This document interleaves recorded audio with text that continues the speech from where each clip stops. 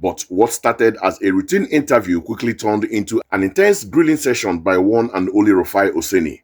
Rufai came prepared with facts about APC's own history, specifically on threatening to form a parallel government and the real inflation figure.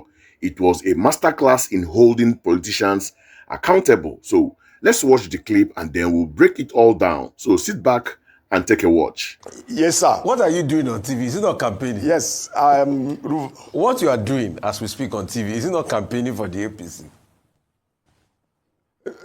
No, what I'm doing is answering the question she posed to me. That's exactly what I'm doing. No, but you were saying...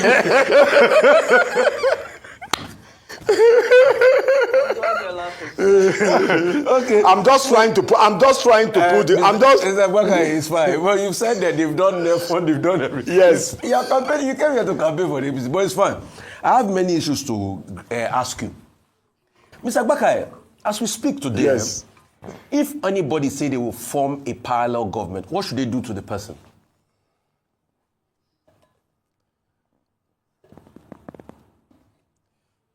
Well, we are running a presidential system of government. Yeah. I don't think, that it's proper to start, doing a parallel government. Yes. That was suggested earlier. Yes. Okay. That was suggested by, what's the name of this popular economist from Delta? Tommy, yeah. He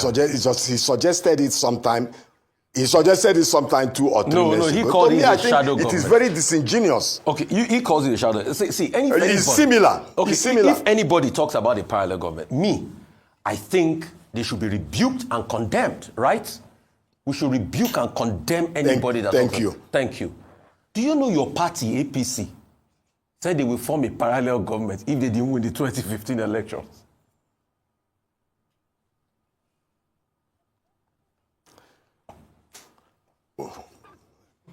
Well, it depends on who talked about it and the circumstances.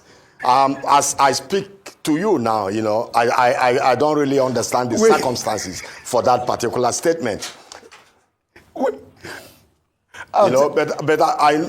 Yes. I'll tell you. In an interview with Shewa Kibaloye, my friend and my brother, on Channels TV,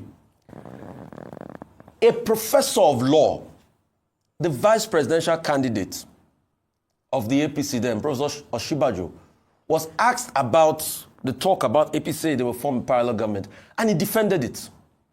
So your vice presidential candidate, and these are facts, was on TV defending a parallel government. So when you are abusing El Rufai today, that they say if they don't win in 2027, they will form a parallel government, Nigeria will go up in flame.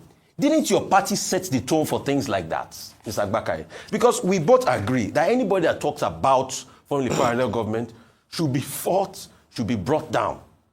But your party was even the one that opened our eyes to talk about forming a parallel government if they don't win. So what should we do to your party? You will tell us that later. Second point, Mr. Agbakahi. You also said that when President Tinubu got in, inflation was over 40%, right? Yes. Where did you get that data from?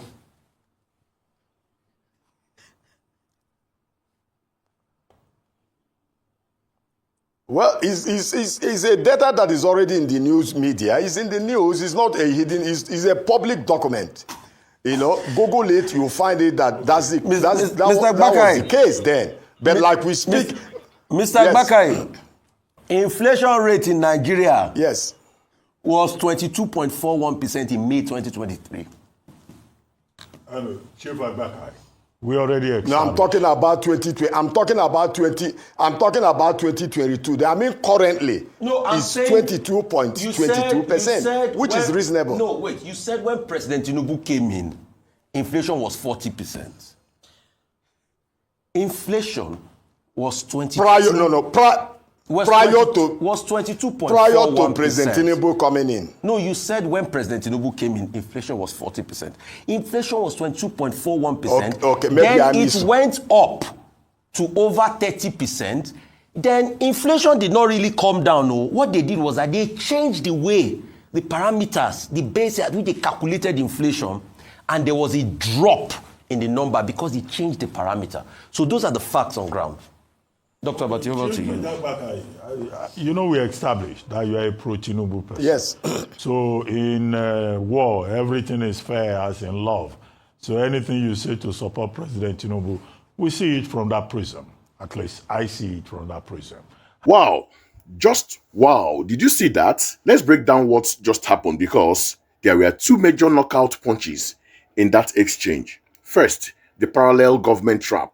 Rufai starts with a simple hypothetical question: what should be done to anyone who threatens to form a parallel government? Mr. Agbakahi wanted to sound like a statesman, walk right into it. He agrees it's improper, disingenuous, and shouldn't be done in a presidential system. He says anyone who says that should be rebuked and condemned. He's on the high horse, feeling good. Then bam, Rufai drops the hammer. He reminds him that his own party, the APC, was the one that threatened to form a parallel government back in 2015 if they didn't win the elections. The look on Mr. Agbakahi's face was priceless. He started fumbling, saying it depends on the circumstances, trying to deflect. Rufai even points out that Professor Osibanjo, a professor of law and APC's VP candidate at the time, defended the statement on national TV. Agbakahi had absolutely no comeback. He was caught completely off guard. Honestly, you can see the look on his face. I felt for the guy. Now, for the second punch, the inflation rate. Mr. Agbakahi boldly claimed that when President Tinubu came into office, inflation was over 40%. He says this to make the previous government look terribly and to imply that any current struggle are inherited from a worse situation. It is a common political talking point. But Rufai, who clearly does his homework, immediately fact-checked him live on air. He asked, "Where did you get that data from?" He then provided the official data from the National Bureau of Statistics, stating that inflation in May 2023, when Tinubu took over, was 22.41%. Not even close to 40%. Again, Mr. Agbakahi is left stammering, claiming his 40% figure is a public document and is in the news media without being able to cite any single source. He was just throwing out a number, and Rufai called his bluff with the actual facts. That was the analysis of what happened. Now for my take. So, what does this all mean? This is my critical take on the entire exchange. First, this is a textbook example of political hypocrisy and the short memory politicians expect us to have. The very thing the APC is now condemning others for, making inflammatory statements about election outcome, is exactly what they did when they were in opposition. It highlights a dangerous do as I say, not as I do mentality in our politics. What is considered a legitimate political threat when you are seeking power becomes treasonous when others do it. We as citizens need to have a long memory and call this out every single time. Drop your thoughts in the comments below. I would love to read them. If you enjoyed this breakdown, please hit that like button, share this video with your friends, and most importantly, subscribe to Oba's Trending Gist for more incisive analysis. Until next time, stay informed, stay engaged. Peace out.